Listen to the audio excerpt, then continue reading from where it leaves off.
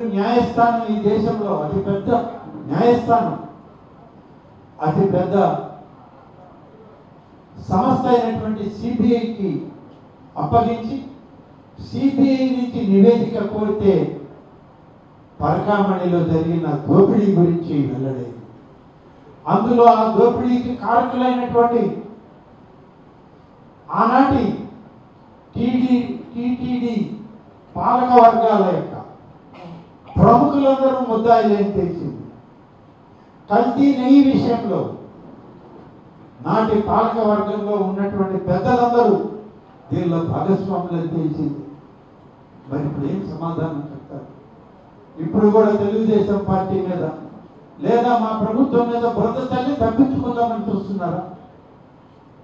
ఈ రాష్ట్రంలోనే కాదు, భారతదేశంలో ప్రపంచ దేశాల్లో ఉన్నటువంటి తెలుగు వాళ్ళందరూ హిందూ సనాతన ధర్మాలని నమ్మినవాడు, వైదిక ఆచారాలని పాటించేవాడు.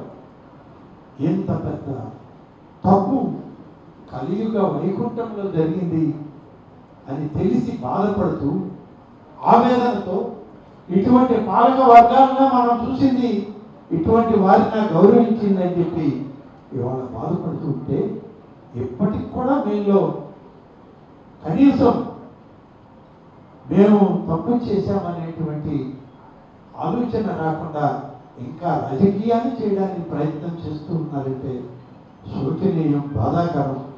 ఇకనైనా సిగ్గుతో తలదించుకోండి, రాష్ట్ర ప్రజలకి క్షమాపణ చెప్పండి, న్యాయస్థానాల ముందు లొంగిపోండి, న్యాయస్థానాలు ఇచ్చేటువంటి శిక్షకు మీరు తల వంచండి అని చెప్పి నేను నాటి పాలకులకు, అలాగే తిరుమల తిరుపతి దేవస్థానం పాలకవర్గ నాయకులకు, పాలకవర్గ అధ్యక్షులకు, అధికారులకు కూడా నేను ఈ సందర్భంగా తెలియజేస్తూ సెలవు తీసుకుంటాను. థ్యాంక్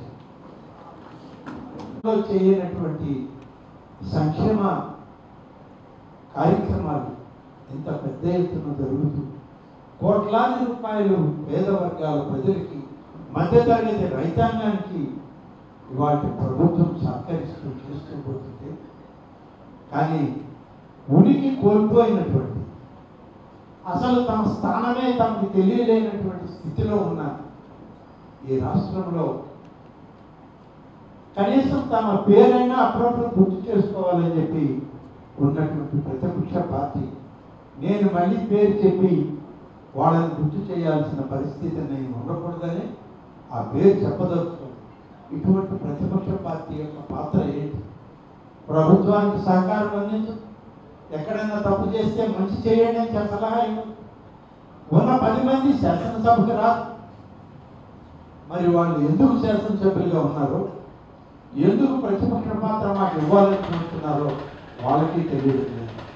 కాబట్టి ఇవాళ నేను మీ అందరికీ మనం చేసేది, మీ ద్వారా రాష్ట్ర ప్రజానికి కూడా తెలియజేసేది, ఈరోజు ఈ రాష్ట్రంలో ఇన్ని విధాలుగా అభివృద్ధి జరుగుతూ ఉంటే ప్రతిపక్ష పార్టీ ఉనికి కోల్పోయిన పార్టీ, ఎక్కడ కూడా ఒక పరిశ్రమను స్థాపించలేనటువంటి పార్టీ 5 సంవత్సరాల్లో తాము కళ్ళ ముందు చూడనటువంటి నవశకాన్ని ఈ యొక్క రాష్ట్రంలో కూటమి ప్రభుత్వం చంద్రబాబు నాయుడు గారి నాయకత్వంలో, లోకేష్ గారి ఆధ్వర్యంలో, పవన్ కళ్యాణ్ గారి సహచర్యంలో జరుగుతూ ఉంటే చూసి ఓర్వలేక అనేక రకాల నిందలు ఈ ప్రభుత్వం మీద, ప్రభుత్వ నాయకత్వం మీద వేయడం చాలా బాధాకరం.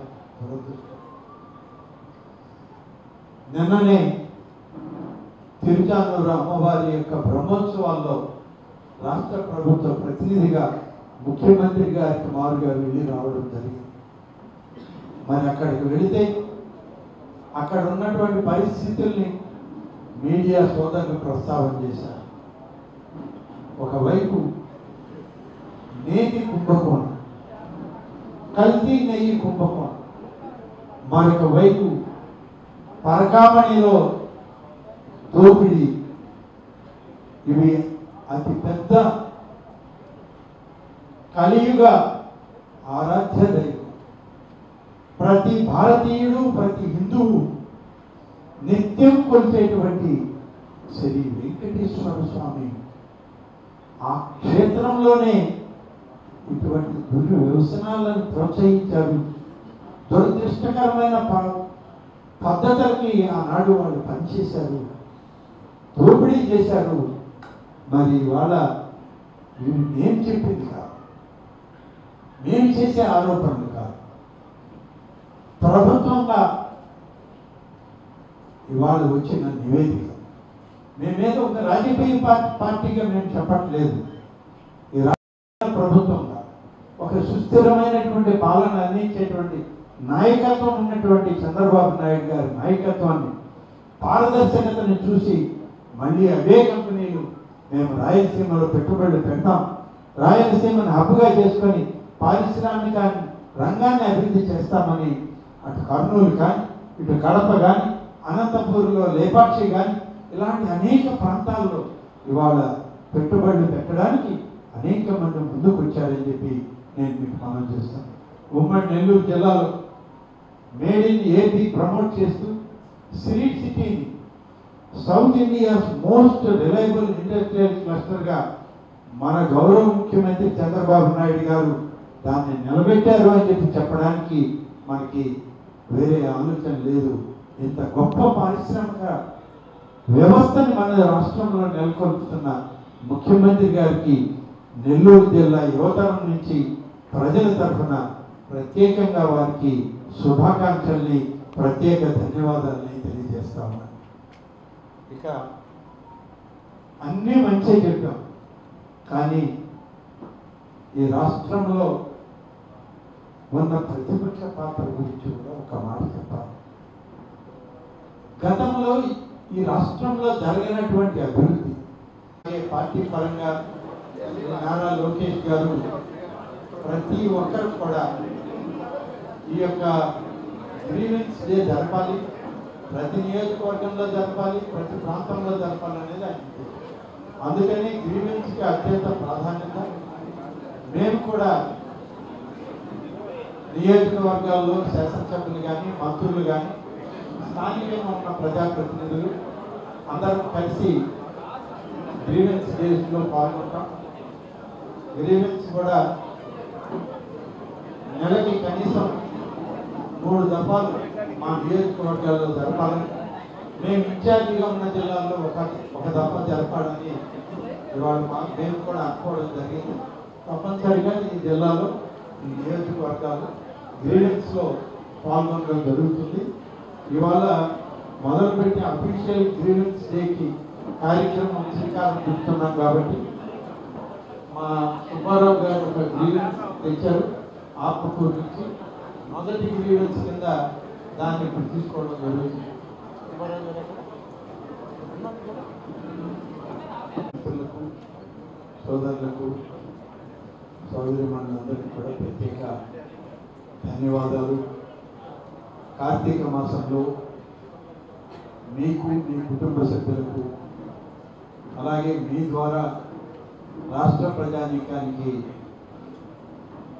మంచి పండుగ వాతావరణంలో కార్తీక శోభ అందరికీ ఉండాలి అని చెప్పి, కార్తీక దీప వెలుగులు ప్రతి కుటుంబానికి వచ్చే విధంగా ఆ భగవంతుడు మీకు అందరూ సహకరించాలని, ఆశీస్సులు అందించాలని నేను ఈ సందర్భంగా కోరుకుంటూ, ఇప్పుడే దేవాదాయ శాఖ నెల్లూరు జిల్లా రివ్యూ పూర్తయింది. డిస్ట్రిక్ట్ ఆఫీసర్ల దగ్గర నుంచి గ్రూప్ ఆఫ్ టెంపుల్స్ ఆఫీసర్ల వరకు రివ్యూ చేశాం. వారందరూ కూడా చాలా మంచి ఆలోచనలతో పనిచేసే వాళ్ళకి మరింత ప్రోత్సాహాన్ని ఇస్తాము. ఈ జిల్లాలో అనేక కార్యక్రమాలు జరగాలి అని చెప్పి కూడా వారికి సూచనలు ఇవ్వడం జరిగింది. దానికి సంబంధించి